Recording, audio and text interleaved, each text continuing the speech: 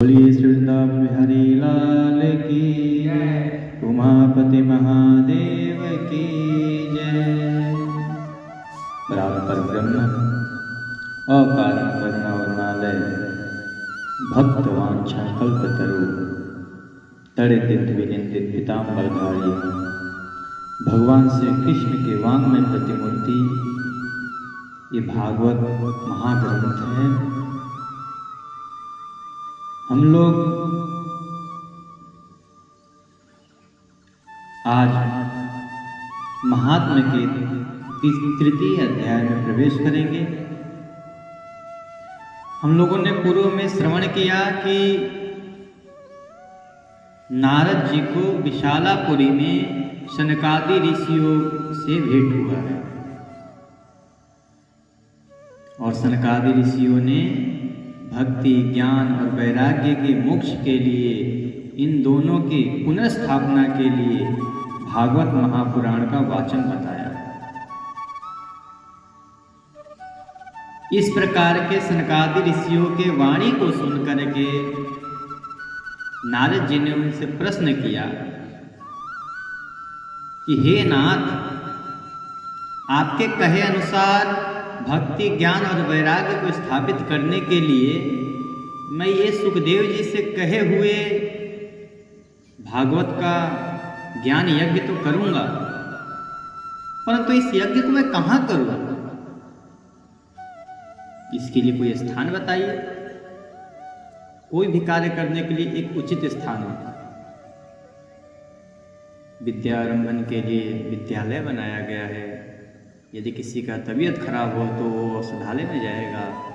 उसी प्रकार कहते हैं कि जब सब चीज का स्थान बनाया गया है तो इस यज्ञ को करने के लिए सबसे उचित स्थान कौन सा है और इसको कितने दिनों में करना चाहिए? नारद जी के ऐसे प्रश्न को सुन करके सनकादि बोले कि नारद जी, आप बहुत विवेकी हैं। अब आप सुनिए, मैं बताता हूं कि इस यज्ञ को कहां करना चाहिए। इस यज्ञ को आनंद नामक एक घाट है जो कि हरिद्वार के पास में, हरिद्वार में एक आनंद नाम का घाट है। वहां बहुत सारे ऋषि लोग रहते हैं, देवता लोग भी वहां आते हैं, सिद्ध लोग आते हैं। बहुत नाना प्रकार के वृक्ष लताएं घिरी हुई हैं। सुंदर वो जगह है और गंगा जी के तट पर दूर दूर तक केवल रेत ही रेत है। बहुत सुंदर स्थान है। वहाँ पे एकांत प्रदेश है। ऋषि लोग तपस्या करते हैं। वहाँ पे तीनों प्रकार के वायु चलते हैं। उस स्थान पर सिंह, हाथी, गाय, मृग एक के दूसरे प्रतिद्वंदी भी एक साथ जल पीते हैं। उस स्थान की इतनी शोभा है क्योंकि वहां जाते ही सभी के मन से वैर भाव तो अपने आप ही समाप्त हो जाते हैं। सिंह और हाथी दोनों एक दूसरे के प्रतिद्वंदी, परंतु वहां पे जाकर के एक साथ जल पीते हैं। इसलिए आप वहां पर बिना किसी कारण के, और आपको कोई ज़्यादा दिक्कत भी नहीं होगी अगर वहां आप करते हैं तो, क्योंकि वहां पर कोई पंडाल लगाने की जरूरत नहीं है। वहां पर बड़े बड़े वट के वृक्ष हैं, उसके नीचे सब लोग बैठ सकते हैं।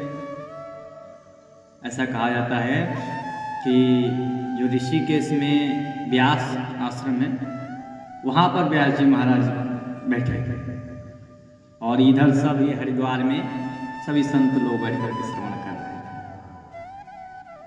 वहीं कहते हैं कि हरिद्वार सबसे उत्तम स्थान है इस यज्ञ को करने के लिए।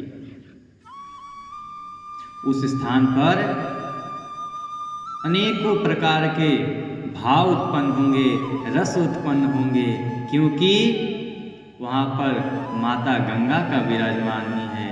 वहाँ पे माता गंगा जी विराजमान है। और वहाँ पर भक्ति महारानी से बोल दीजिए कि वृंदावन से चल करके हरिद्वार में आ जाए। नारद जी ने उनकी वाणी सुन करके कहा कि ये तो ठीक है प्रभु, परंतु मेरा एक और निवेदन है आपसे, इस कथा का वाचन आप ही करें, क्योंकि आपसे बड़ा कोई ज्ञानी नहीं है। आप करेंगे तो निसंकोच ही भक्ति, ज्ञान और वैराग्य के मूर्छा भंग हो जाएंगे, वो तीनों पुष्ट हो जाएंगे। कहते हैं सनकादि ऋषि कि भक्ति से तो बोल दो आ जाएंगे, क्योंकि जहाँ भी भागवत की कथा होती है वहाँ भक्ति अपने पुत्रों के साथ अवश्य ही पहुँच जाती है, अपने आप पहुँच जाएंगे। सूत जी महाराज कहते हैं इस प्रकार कह करके नारद जी के साथ सनकादि भी श्रीमद् भागवतामृत के पान करने के लिए वहाँ से तुरंत ही गंगा तट पर आ गए हरिद्वार में। जिस समय वो यहाँ के गंगा जी के तट पर पहुँचे, हम लोग भी हरिद्वार में ही बैठ के सुन रहे हैं, तो यहाँ जब हरिद्वार में पहुँचे ये सारे लोगों में खबर फैल गई कि ज्ञान, वैराग्य और भक्ति को पुष्ट करने के लिए सनकादि लोग भागवत की कथा सुना रहे हैं, वो भी हरिद्वार में। सब जगह हला मच गई। जो जो भागवत कथा के रसी विष्णु भक्त थे वे सभी भागवत के पान के लिए सब दौड़े दौड़े दौड़े दौड़े चले आए। कौन कौन आ रहा है? भृगु, वशिष्ठ, च्यवन, गौतम, मेधातिथि, देवल, देवराज, परशुराम, विश्वामित्र, शाकल, मार्कंडेय, दत्तात्रेय, पिप्पलाद, योगेश्वर व्यास जी और पराशर जी, छायाशुभ, जाजली, जहनु, इतने बड़े बड़े मुनिगण आ रहे हैं, सब वहाँ आ गए। और सब लोग ऐसे ही नहीं आ रहे हैं, जिसकी पत्नियां हैं अपनी पत्नियों के साथ आ रहे हैं, जिनके पुत्र हैं पुत्रों के साथ आ रहे हैं, जिनके शिष्य हैं शिष्यों के साथ आ रहे हैं, देवता लोग आ गए, और जितने वेद हैं वेद मनुष्य रूप धारण करके आ गए, वेदों के मंत्र मनुष्य रूप धारण करके आ गए, उपनिषद रूप धारण करके आए, 17 पुराण रूप धारण करके आए, 6 शास्त्र मूर्तिमान होकर के वहाँ उपस्थित हुए। कहते हैं कि जितनी नदियाँ थी, जितने तीर्थ हैं, जितने क्षेत्र हैं, सभी दिशाएं, जितने दंडकादि जितने वन हैं, सब के सब वहाँ पर एक मूर्तिमान होकर के, एक मनुष्य का रूप धारण करके वहाँ पहुँचे। अब जो लोग आलस्य कर रहे थे, जो लोग नहीं आ पा रहे थे कि हम तो नहीं जाएंगे, उनको भी महाराज भृगु जी समझा बुझा करके ले आए। कहते कि नहीं चलो, मेरे को जानते ही हो कि मैं ही हूँ जो भगवान विष्णु के भी हृदय पर लात मार दिया था, तो उनको एक बढ़िया समझा करके ले आए, चलो अभी काम के हैं बात। तब वहाँ पर सब लोग एकत्रित हुए, एक बट के वृक्ष के नीचे सनक सनंदन सनातन सनत कुमार, चारों कुमार कथावाचक के रूप में बैठे हैं, और मुख्य श्रोता के रूप में नारद जी ने दीक्षा ग्रहण किया है। और भगवान श्री कृष्ण के परायण सनक सनंदन सनातन सनत कुमार नारद जी के लिए श्रेष्ठ आसन दिया है कि आप यजमान हैं, आप श्रेष्ठ आसन पर बैठिए, और सनकादि ऋषियों का स्वागत करके वंदन करके और कथा का आरंभ हो गया। कथा में बैठे कैसे हैं श्रोता? तो कहते हैं श्रोताओं में वैष्णव, विरक्त और सन्यासी और ब्रह्मचारी लोग ये सबसे आगे बैठे हैं। ऐसे ही एक नियम होनी चाहिए कि कथा में कैसे बैठा जाए। हाँ, आजकल तो जो ज़्यादा पैसे वाला है उसको आगे बैठा देते हैं। हाँ, नहीं, ऐसा नहीं करना चाहिए। इसमें लिखा है कि सनकादि ऋषियों ने सबसे पहले किसको बैठाया? वैष्णवों को बैठाया, विरक्तों को, सन्यासियों को और ब्रह्मचारियों को। ये सब आगे बैठे हैं और उनके सबके आगे नारद जी विराजमान है, क्योंकि वो मुख्य श्रोता है। एक और ऋषिगण बैठे हैं, एक और देवता लोग बैठे हैं, एक और वेद उपनिषद तथा एक और तीर्थ बैठे हैं, और इनके विपरीत दूसरी ओर स्त्रियां बैठी हैं। उस समय सब ओर से जय जयकार भगवान की होने लगी, नमस्कार, शंख ध्वनि, शब्द लगे बजने, अबीर गुलाल सब उड़ने लगे, फूलों की वर्षा होने लगी, स्वर्ग से कल्प वृक्ष के पुष्प बरसाने लगे। क्यों महाराज? क्योंकि एक अनुष्ठानिक रूप से ये पहली भागवत है जो कि हरिद्वार में हुई। हम लोगों का सौभाग्य है कि हम लोग हरिद्वार में रह रहे हैं। यहाँ पर आने के लिए तो देवता लोग भी ललायित रहते हैं। आप जिसको भी देख लीजिए, ये हरिद्वार सन्यासियों के लिए तो उत्तम है। आप किसी को भी देख लीजिए, घर परिवार छोड़ करके जब उसको वानप्रस्थी होना है तो सबसे पहले हरिद्वार में, हरिद्वार से होकर ही वो बद्रीनाथ हो जाएंगे। ये ऐसे हम हरिद्वार, ऐसे उत्तराखंड में हम लोग रह रहे हैं। लगे पुष्पों की वर्षा होने, देवता लोग विमानों पर चढ़ चढ़ के पुष्पों की वर्षा करने लगे और वर्षा करते करते सब झूमने लगे, नाचने लगे, क्योंकि आज तो भगवतामृत का पान करना है सबको। सब भागवत के सुंदर वचनों को श्रवण करेंगे जो साक्षात भगवान श्री कृष्ण का ही स्वरूप है। मुख्य यजमान नारद जी ने व्यास जी का पूजन किया और तब सनकादि ऋषि महात्मा नारद को श्रीमद् भागवत का महात्म्य सुनाया। महात्म्य सुनाने लगे। सनकादि ने कहा, अब हम आपको इस भागवत शास्त्र की महिमा सुनाते हैं कि इसके श्रवण से मुक्ति कैसे प्राप्त हो जाती है। ये श्रीमद् भागवत की कथा हमेशा ही सेवन करना चाहिए। इसके श्रवण मात्र से ही भगवान श्री कृष्ण हृदय में आकर के विराजमान हो जाते हैं। सर्वप्रथम हम आपको इस ग्रंथ के बारे में बताते हैं। इस ग्रंथ में 18,000 श्लोक हैं, 12 स्कंध हैं और ये सुखदेव और परीक्षित का संवाद है। महाराज सुखदेव ने परीक्षित को मोक्ष दिलाने के लिए, परीक्षित के इस संसार से कल्याण के लिए ये कथा श्रवण कराया था। आप यह भागवत शास्त्र ध्यान देकर सुनिए। यह जीव तभी तक अज्ञानवश इन संसार चक्र में भटकता रहता है जब तक उसे पुराण सुनने का अवसर नहीं मिलता। ठीक है, वेद पढ़ना चाहिए और बिना वेद पढ़े तो कुछ हो भी नहीं सकता है, वेद पढ़ो। लेकिन हमें क्या करना है, कैसे करना है, ये तो हमें पुराण ही सिखाते हैं, शास्त्र ही सिखाते हैं। कहते हैं कि जब तक इस भागवत शास्त्र के एक भी शब्द किसी के कान में नहीं पड़ते तभी तक इस संसार में भटकता है। एक भी शब्द पड़ गए अगर इस शुक शास्त्र के, तो समझ ले उसका बेड़ा पार हो गया। बहुत से शास्त्र सुने, बहुत से पुराण सुने, लेकिन उसका कोई लाभ नहीं है जब तक इस भागवत को नहीं सुने। मुक्ति देने के लिए तो एकमात्र भागवत शास्त्र ही गर्जना कर रहा है कि सुनो और तुम पार हो जाओगे। कहते हैं महाराज कि जिस घर में नित्य श्रीमद् भागवत की कथा होती है वह घर घर नहीं रह जाता, वह घर तो तीर्थ हो जाता है वहाँ, क्योंकि देवता लोग भी कथा श्रवण के लिए आते हैं। उनके सारे पाप नष्ट हो जाते हैं।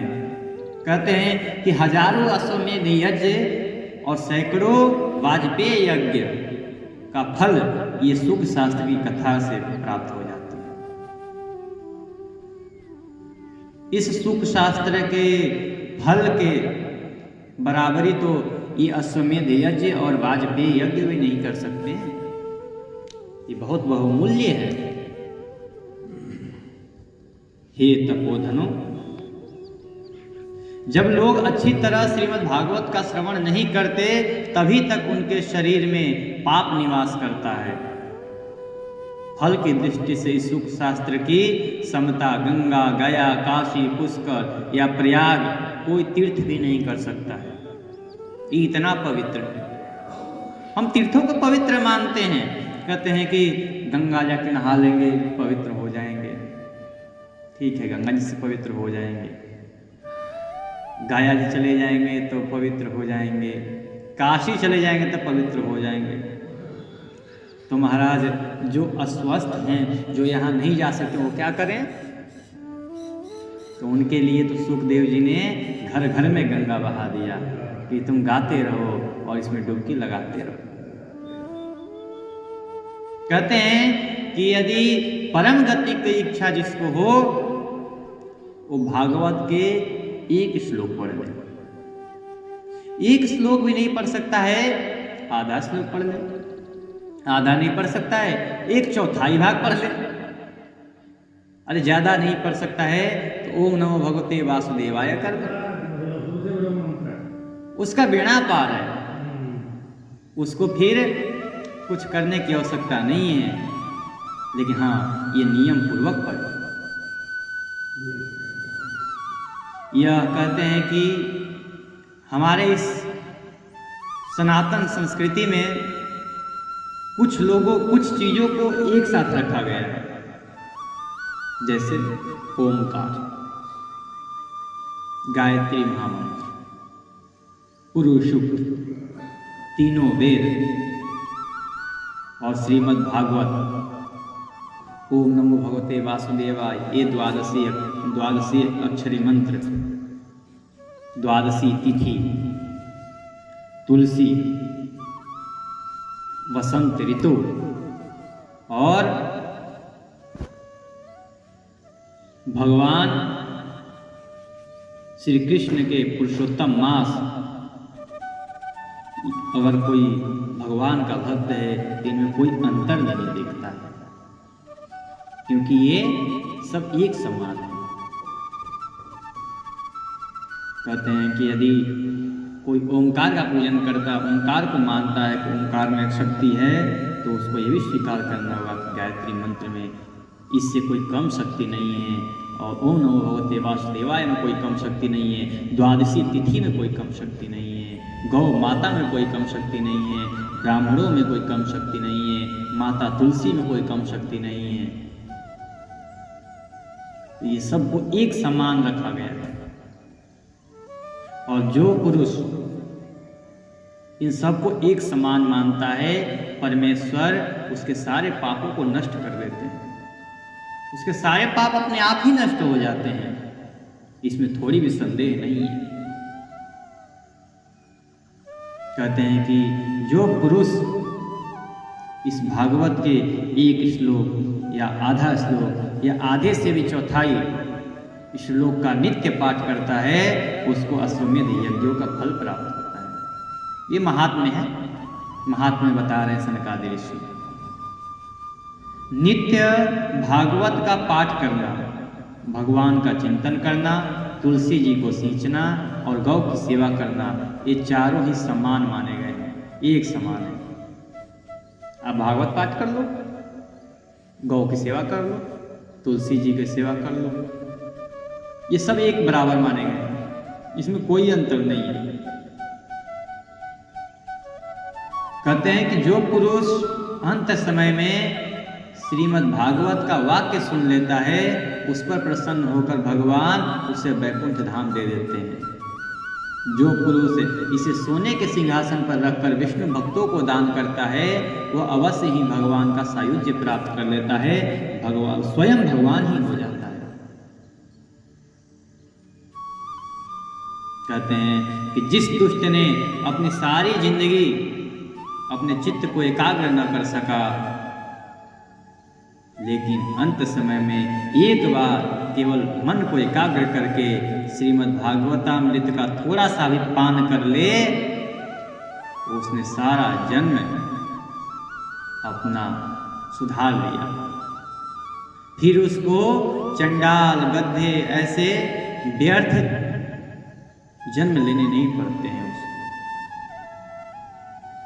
कहते हैं कि फिर उस जीव को इस संसार में माता के गर्भ में नहीं आने होते हैं, परम गति को प्राप्त होता है। यदि परम गति को भी प्राप्त नहीं हुआ, अगर अगला जन्म भी पाया तो वही मनुष्य का जन्म पाएगा। यदि भगवान का चिंतन करते हुए, भगवान का स्मरण करते हुए, भगवान में निष्ठा रखते हुए किसी का प्राणांत हो जाता है तो अगले जन्म फिर उसको मिलता है और उसे ऋषियों के रूप में मिलता है, ज्ञानियों के रूप में मिलता है। कहते हैं कि संसार में श्रीमद् भागवत की कथा मिलना बहुत कठिन है। जब करोड़ों जन्मों का पुण्य उदय होता है तभी ये भागवत की कथा श्रवण करने का अवसर प्राप्त होता है। नारद जी, आप बड़े ही बुद्धिमान हैं, योग निधि हैं, आप इस कथा को श्रवण कीजिए। इसे सुनने के लिए कोई दिनों की सीमा नहीं बनाई गई, कोई मर्यादा नहीं है कि भाई इसी दिन सुनना चाहिए। वैसे विष्णु भक्त इसको कभी भी सुन सकते हैं। इसे तो सर्वदा ही सुनना चाहिए। इसे सत्य भाषण और ब्रह्मचर्य पालन पूर्वक सर्वदा ही सुनना श्रेष्ठ माना गया है। परंतु कलयुग में ऐसा कठिन है कि रोज सुन सकें। हम लोगों पर तो कलयुग का प्रभाव ही नहीं चल रहा है, देख लीजिए, हम लोग रोज ही सुन रहे हैं।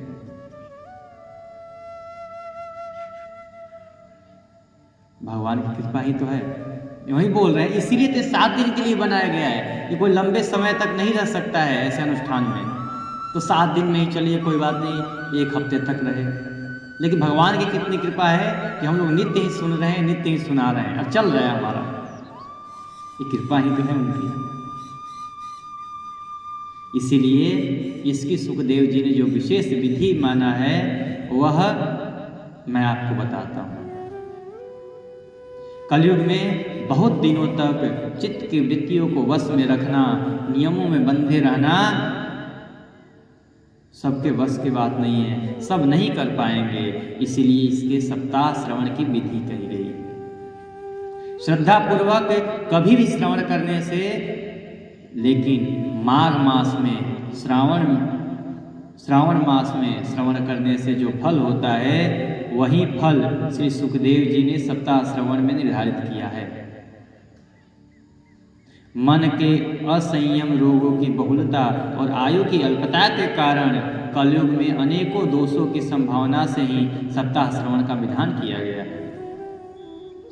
कहते हैं कि जो फल जप तप योग समाधि से प्राप्त होते हैं वह सर्वांग रूप से सप्ताह श्रवण से ही प्राप्त हो जाते हैं। सप्ताह श्रवण यज्ञ से बढ़कर कोई यज्ञ नहीं माना गया है।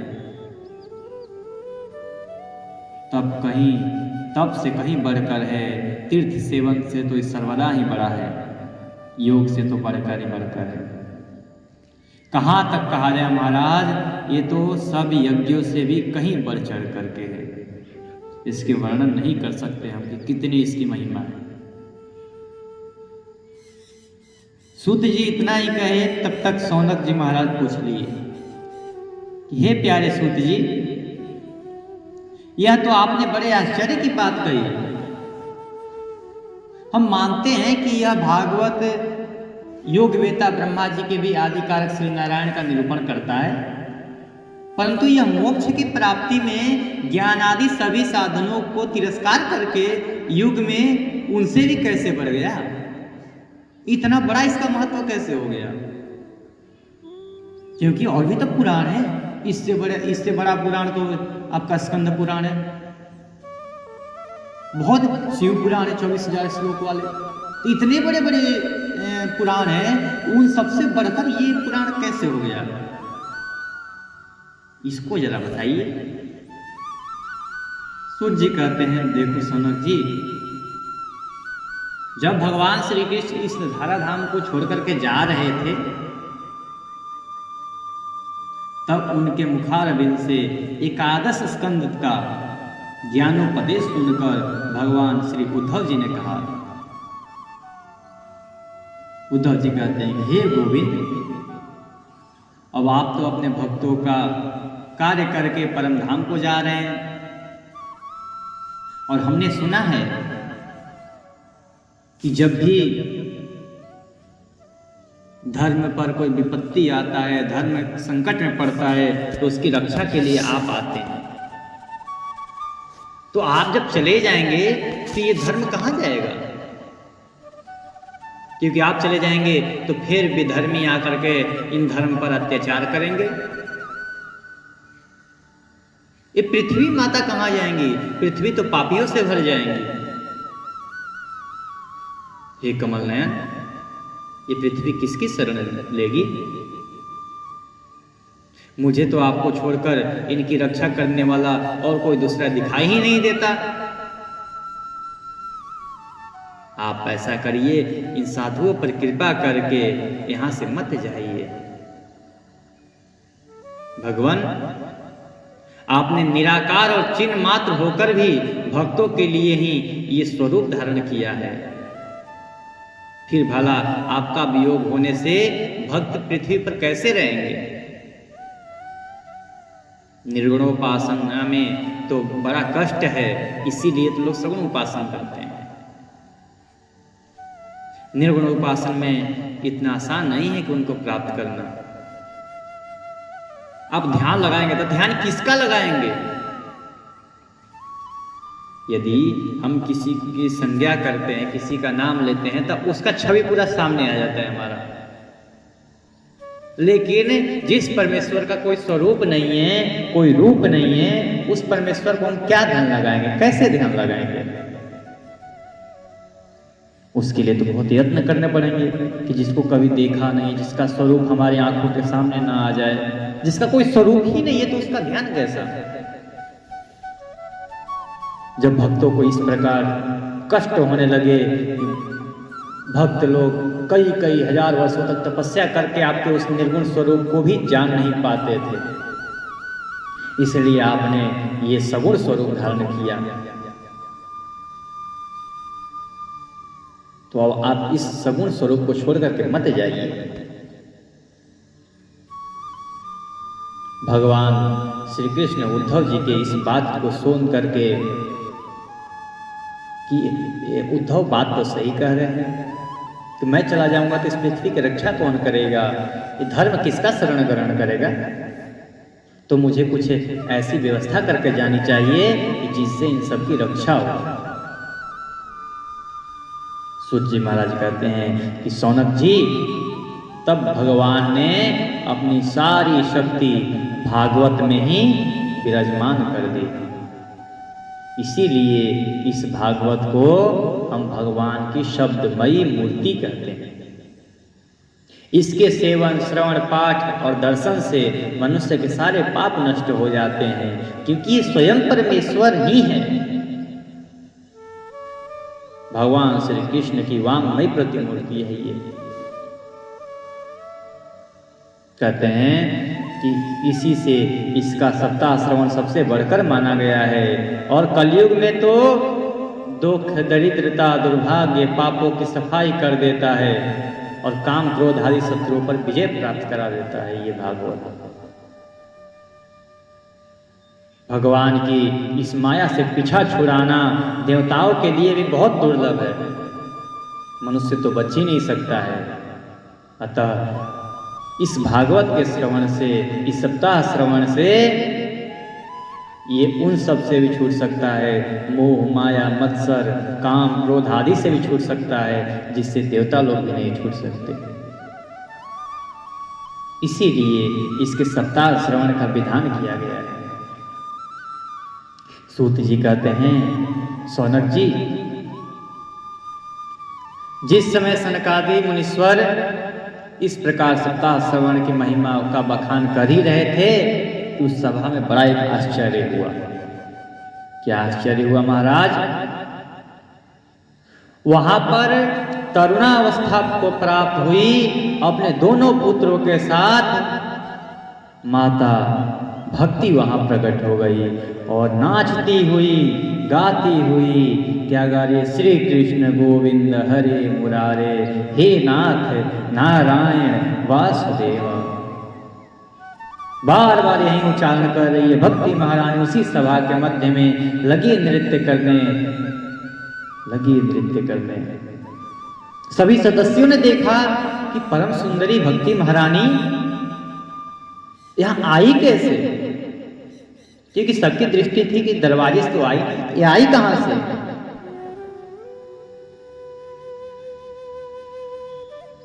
नारद जी ने पूछा कि मुनीश्वर, ये भक्ति जी कैसे प्रकट हो गई यहाँ पे? सनकादिक ने कहा, देवर्षि, अभी हमने इस भागवत के महात्म्य सुनाए ना, उसी के अर्थों से ये प्रकट हुई है। भक्ति महारानी भागवत के अर्थों का ही आभूषण पहनती हैं, उन्हीं से ये प्रकट हो गई है। जब भक्ति देवी कथा के अर्थ से निकली, ऐसा वचन सुन करके भक्ति ने अपने पुत्रों समेत अत्यंत विनम्र होकर के सनत कुमार से पूछा कि हे मुनीश्वर, आपने मेरे ऊपर बहुत बड़ी कृपा की, नहीं तो इस कलयुग में तो हम नष्ट हो चुके थे लगभग। आपने इस कथामृत द्वारा हमें सींच करके हमें पुष्ट कर दिया। आपने पुष्ट किया है तो हम चाहते हैं कि हम सप्ताह इस कथा के सप्ताह श्रवण मैं भी करूं। तो आप कोई हमें स्थान दीजिए जहां हम विराजमान हो जाएं। यह सुन करके सनकादि ऋषियों ने कहा कि देवी, आप ऐसा करिए, आपका स्थान तो पहले से ही निर्धारित है। आप यहाँ पर विराजमान जितने भक्त हैं, जितने साधु संत हैं, सबके हृदय में विराजमान हो जाइए, सबके हृदय में विराजमान हो जाइए, क्योंकि आप निरंतर ही भगवान विष्णु के हृदयों में ही निवास करती हैं। हृदय में विराजमान होने से क्या होगा? तो हृदय में विराजमान होने से ये होगा कि एक कलयुग का दोष केवल हमारे शरीर पर लगता है, हृदय पर प्रभाव नहीं डालता। और जब आप हृदय में विराजमान होंगी तो आप पर इस कलयुग का प्रभाव पड़ेगा ही नहीं। इसीलिए आप भक्तों के हृदय में विराजमान हो जाइए। सनकादि ऋषियों की आज्ञा पाकर के भक्ति महारानी तुरंत ही भगवान के भक्तों के हृदय में विराजमान हो गई। जिनके हृदय में एकमात्र भगवान श्री हरि भक्ति निवास करती है, वे तीनों लोक में अत्यंत निर्धन होने पर भी परम धन्यवान है। क्योंकि ये भक्ति कोई आसान नहीं है। इस भक्ति के वशीभूत होकर के, इस भक्ति के बंधन के कारण उस परमेश्वर को भी भक्त के वश में हो जाना पड़ता है। भक्ति महाराज एक डोरी है और ये डोरी उस परमेश्वर को भी बांध लेता है। जब वो परमेश्वर बन जाता है तो भक्त जैसा चलाता है वो परमेश्वर वैसे चलेगा। कहते हैं कि भूलोक में यह भागवत साक्षात परब्रह्म का विग्रह है। हम इसकी महिमा कहाँ तक कहें? इसका आश्रय लेकर इसे सुनने से तो सुनने और सुनाने वाले दोनों का ही भाग श्री भगवान कृष्ण के चरणों में प्रेम बढ़ जाता है, श्री कृष्ण को प्राप्त हो जाते हैं। इसे छोड़ करके किसी और के सहारा लेने की आवश्यकता नहीं रह जाती। सूत जी कहते हैं कि हे शौनक जी, उस समय अपने भक्तों के चित्त में अलौकिक भक्ति का प्रादुर्भाव देख करके भगवान को भी रहा नहीं गया। बोले कि अब रुक गए तो फिर काम नहीं बनेगा। उनका पांव रुक ही नहीं सका और वो अपने वैकुंठ धाम को छोड़ करके वो भी वहीं पर आ गए। गले में वनमाला धारण किए हुए, प्रभु पीताम्बर धारण किए हुए, सर पे मोर का मुकुट है, हाथों में बंसी है। प्रभु चंदन तो ऐसे लगाए हैं जिसके सुगंध से पूरा त्रिभुवन सुगंधित हो गया। प्रभु को वहां प्रकट होते देख करके उनके साथ में उद्धव जी और अर्जुन इत्यादि जितने उनके पार्षद थे सभी लोग प्रकट हो गए और हर जगह चारों ओर जय हो भगवान श्री कृष्ण की जय हो, जय जयकार होने लगी। भक्ति रस का ऐसा प्रादुर्भाव हुआ, ऐसा प्रवाह चला कि हर जगह अबीर गुलाल पुष्प की वर्षा शंख ध्वनि होने लगी। उस समय जो लोग जहां बैठे थे उन्हें अपने ही देह का पता नहीं था कि हम यहाँ बैठे भी हैं। आत्मा की कोई सुधि नहीं रही। उनकी ऐसी तन्मयता को देख करके नारद जी कहने लगे, हे मुनीश्वरगण, आज सप्ताह श्रवण की मैंने यह बड़ी ही अलौकिक महिमा देखी है। यहाँ तो जो बड़े मूर्ख दुष्ट पशु पक्षी भी हैं वे सभी अत्यंत निष्पाप हो गए हैं। अतः इसमें संदेह नहीं कि कली काल में चित्त की शुद्धि के लिए इस भागवत कथा के समान मृत्यु लोक में पाप पुंज का नाश करने वाला कोई दूसरा साधन ही नहीं है।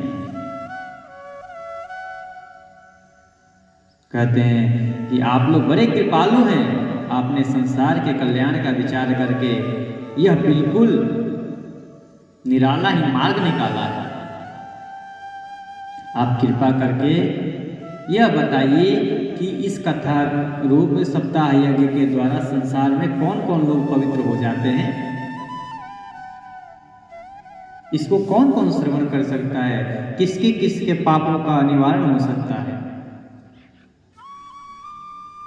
सनकादि कहते हैं कि जो लोग तरह तरह के पाप किया करते हैं, निरंतर दुराचार में ही लीन रहते हैं, जो उल्टे मार्गों पर चलते हैं, जो क्रोधाग्नि से जलते रहते हैं, कुटिल हैं, काम परायण हैं, वे सभी इस कलयुग में सप्ताह यज्ञ के श्रवण से पवित्र हो जाते हैं।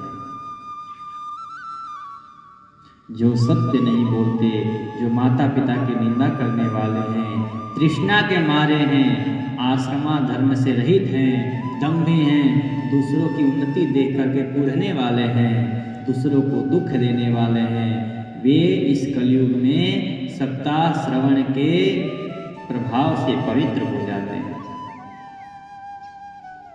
जो मदिरा पान करते हैं, जो ब्रह्म हत्या किए हैं, जो स्वर्ण चोरी किए हैं, जो गुरु स्त्री गमन किए हैं, जो विश्वासघात किए हैं, ये 5 महापाप गिने गए। इनसे बड़ा कोई पाप नहीं कहा गया है। महापाप नहीं, पापों में भी जैसे देवों में भी देव महादेव हैं, ये पापों के महादेव हैं। ये जितने पाप आते हैं सभी इन्हीं के अंतर्गत आते हैं। और इन पापों में भी, महापापों में भी सर्वश्रेष्ठ स्थान प्राप्त किया है मदिरा पान। भूल कर भी कभी मदिरा पान ना करें। उसके बाद ब्रह्म हत्या, किसी यज्ञ पवित्र धारण की हत्या हो जाए। तीसरा स्थान दिया गया है महापापों में स्वर्ण की चोरी, दूसरे के धन की चोरी। चौथा स्थान दिया गया है गुरु स्त्री गमन, गुरु स्त्री पर कुदृष्टि करना। और 5वां और आखिरी महापाप जो गिनाया गया है वो कहा गया है विश्वासघात। कहते हैं कि विश्वासघात कभी भी करना ही नहीं चाहिए। कोई यदि आप पर विश्वास करता हो तो इस विश्वास पर बिल्कुल आपको एकजुट होकर के उसको किसी तरह सिद्ध करना है कि हम आपके विश्वास के पात्र हैं। ये 5 महापाप भी अगर कोई कर दिया हो भूलकर और वो चाहता हो कि इससे मेरा निवारण हो जाए, तो वो सप्ताह श्रवण सुने, सप्ताह कथा का। जो क्रूर है, जो पिशाचों के समान निर्दयी है, जो हिंसा करता है, जो ब्राह्मणों के धन को चुराया है, जो ब्राह्मणों के धन से अपने आप को पुष्ट करता है, व्यभिचारी है, वो भी कलयुग के सप्ताह यज्ञ से पवित्र हो जाता है। ये कलयुग में सप्ताह यज्ञ सभी जीवों को पवित्र करने वाले हैं। इस कथा को किसी पर रोक नहीं लगाया कि सुन नहीं सकता, सब सुने। बोलते हैं कि जब इतने महापाप करने वाले महापापियों को भी सुनाया जा रहा है तो फिर बचा ही कौन? सब चीटी पर्यंत जीव तक सब सुने इसको। सनकादि ऋषि लोग कहते हैं कि नारद जी, आपने पूछा ना कि इसको कौन कौन सुन सकता है और कैसे कैसे लोग तर सकते हैं, तो मैं आपको एक प्राचीन इतिहास सुनाता हूं, उसको सुनिए। इस इतिहास को सुनने से सभी पाप प्रायः नष्ट हो जाते हैं। एक तुंगभद्रा नाम के नदी है, उस तट पर एक सुंदर स्थान है, सुंदर ग्राम।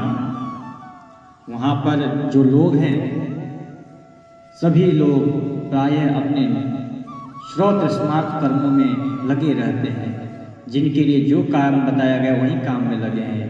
ब्राह्मण अपने ब्रह्म कार्य में लगे हैं, क्षत्रिय अपने क्षत्रिय कार्य कर रहे हैं, वैश्य अपने वैश्य कार्य कर रहे हैं, शूद्र अपने शूद्रत्व काम कर रहे हैं, सब अपने अपने कामों में लगे हैं।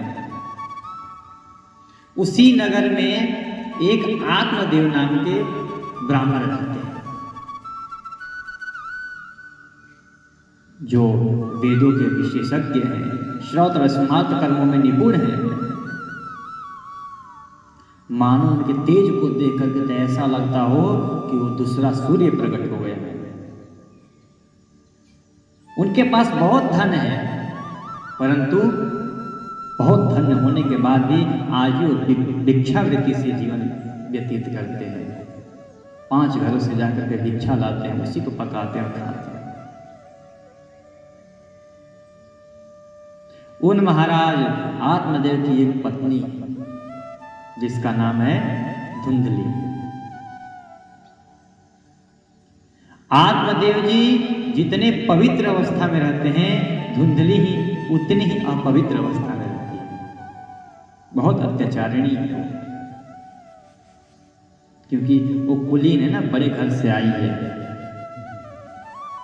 और जिसको जो बड़े घर से आते हैं ना, वो अपने बातों पर बड़े अड़े रहते हैं, जो करेंगे सोचेंगे हम ही सही है।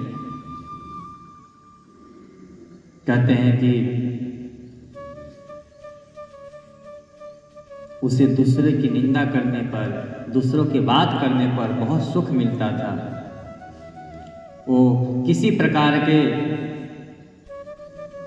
कार्य करने में, किसी प्रकार के पुण्य के काम करती ही नहीं थी। वो ना उसको पूजा पाठ से कोई मतलब है, ना यज्ञ से, ना अनुष्ठान से, किसी से कोई मतलब नहीं, केवल सोना खाना,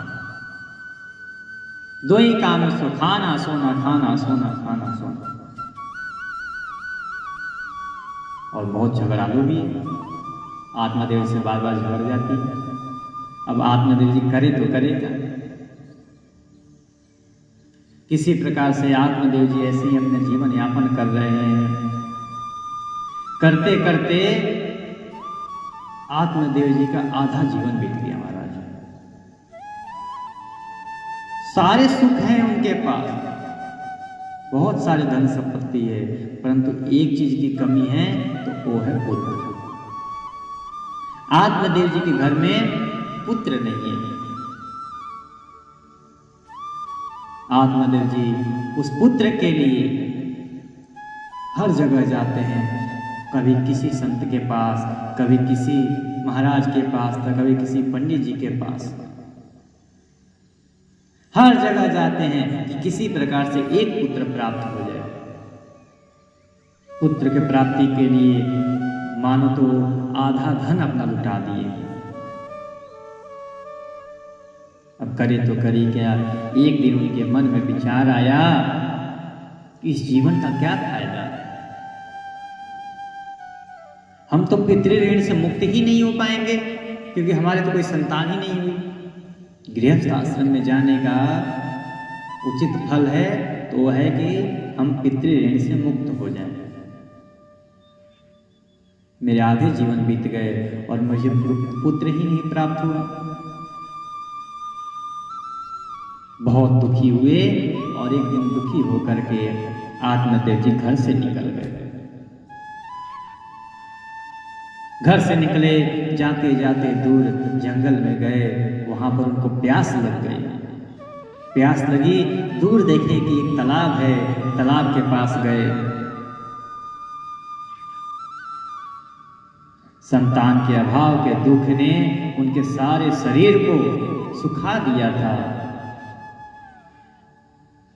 सूखने के कारण थक गए थे तो जल पिए और उसी नदी के तट पर, उसी तालाब पर थोड़ी सी बैठ गए। 2 घड़ी बीतने पर 48 मिनट बीतते हुए तो कुछ देर बैठे रहे तो वहां पर देखे, क्या देखे कि एक सन्यासी महात्मा आए। जब ब्राह्मण देवता ने देखा, जब आत्मदेव जी ने देखा कि सन्यासी जी आए हैं, तब उनके विचार में आया कि जो कोई नहीं कर सकता वो सन्यासी कर सकते हैं। अब हमें इन्हीं के शरण ग्रहण करने होंगे। आत्मदेव जी उन महात्मा के, उन सन्यासी जी के चरणों को पकड़ लिए, नमस्कार करके बोले कि अब जब तक आप मुझे मेरे इस समस्या का समाधान नहीं बताएंगे, मैं आपके चरणों को छोड़ूंगा ही नहीं। ऐसा ही होना चाहिए। कोई भी परिस्थिति हो, संतों का शरण ग्रहण कर लो, सब कुछ प्राप्त हो जाएगा। सन्यासी जी ने पूछा, अरे ब्राह्मण देवता, क्यों रोते हो? क्या कारण है? आपके तेज को तो देखकर लग रहा है कि आप वेदों को पढ़ने वाले हैं, पर आपको अब कौन सा दुख हो गया है कि आप रो रहे हैं? आप अपने दुख का कारण बताइए। आत्मदेव जी बोले, महाराज, मैं अपने पूर्व जन्म के संचित दुखों के कारण दुखित हूं। मैं क्या अपने पापों का वर्णन करूं आपसे। मेरे जो पितर लोग हैं वो भी मेरे द्वारा दी हुई जलांजलि को ग्रहण नहीं करते हैं। मानो तो कि वो कहते हैं कि अरे आत्मदेव, तुमने तो हमारे कुल के परंपरा को ही समाप्त कर दिया। देवता और ब्राह्मण मेरा दिया हुआ अन्न नहीं ग्रहण करते, अब मैं करूं तो करूं क्या? संतान के लिए मैं इतना दुखी हो गया हूं कि मुझे सारे संसार सूना सूना दिखाई दे रहा है।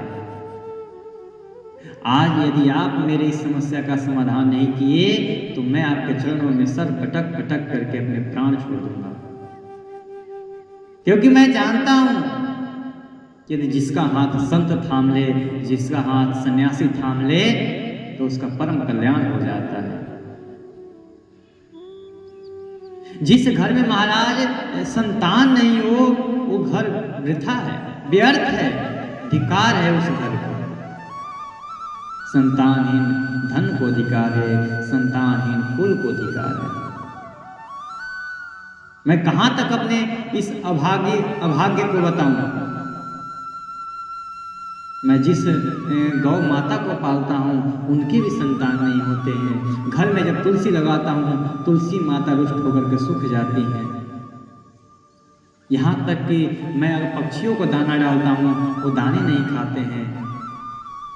जिस पुष्प में मैं जल डाल देता हूं वो पुष्प का पौधा सूख जाता है। मैं कहां तक अपने इस दुर्भाग्य को बताऊं आपको। ऐसा कह करके ब्राह्मण आत्मदेव जी फूट फूट कर लगे रोने। महाराज उन सन्यासी जी को आत्मदेव जी के ये दुख देख करके दया आ गई, करुणा उत्पन्न हो गई। उन्होंने कहा कि आप चिंता मत करिए, पल उठिए। आत्मदेव जी के मस्तक की रेखा को देख करके वो जान गए और कहे कि हे ब्राह्मण देवता, आप ये पुत्र की कामना छोड़ दीजिए। बोले कि पुत्र की कामना छोड़ दीजिए, हम तो आपके पास आए थे पुत्र के लिए और आप बोल रहे हैं पुत्र की कामना छोड़ दीजिए। सन्यासी बोले हाँ, इस पुत्र की कामना छोड़ दीजिए क्योंकि कर्म की गति बहुत प्रबल है। आप इस संसार में कहाँ लगने चाह रहे हैं? अच्छा है कि आपके पास कोई पुत्र कोई संतान नहीं है। अब आप घर को छोड़िए, संन्यास ले लीजिए, उम्र हो गया है आपका। और आप बोल रहे हैं कि पुत्र, तो देखिए मैं आपकी इस मस्तक की रेखा को देख लिया है और ये तो पहला जन्म है आपका। आपके अगले 7 जन्मों तक कोई संतान का योग ही नहीं। 7 जन्म तक आप निसंतान ही रहेंगे। कहते हैं कि पूर्व काल में राजा सगर एवं अंग को संतान के कारण देखे ना आप कितना दुख भोगना पड़ा। सगर के पुत्रों ने संत का अपमान कर दिया, सबके सब नष्ट हो गए, 60,000 पुत्र। इसीलिए आप पुत्र के मुंह में मत पड़िए, सब छोड़ करके अब आप संन्यास धारण कर लीजिए। ब्राह्मण ने कहा महात्मा जी, आप ये जो ज्ञानोपदेश कर रहे हैं अभी ये मेरे मन को नहीं भा रहे, क्योंकि अभी मैं पुत्र की कामना कर रहा हूं। हमें तो किसी प्रकार पुत्र ही चाहिए। आप किसी प्रकार दीजिए, मुझे कुछ नहीं पता, मुझे बलपूर्वक आपसे पुत्र ही चाहिए, नहीं तो मैं आपके सामने अपनी इस मस्तक को पटक पटक करके मैं अपने प्राण को छोड़ दूंगा, प्राण त्याग दूंगा। जिसमें पुत्र और स्त्री आदि का सुख नहीं है, ऐसा सन्यास तो सर्वथा निरसी ही है। कहाँ आप मेरे को सन्यास में ले जा रहे हैं? इस संसार में पुत्र पौत्र आदि से भरा पूरा परिवार कितना अच्छा रहता है। आत्मदेव जी के इस आग्रह को सुन करके और संत जी बोले समय हो गया, कल आगे कथा हम लोग कल करेंगे। बोलिए श्री वृंदावन बिहारी लाल की जय।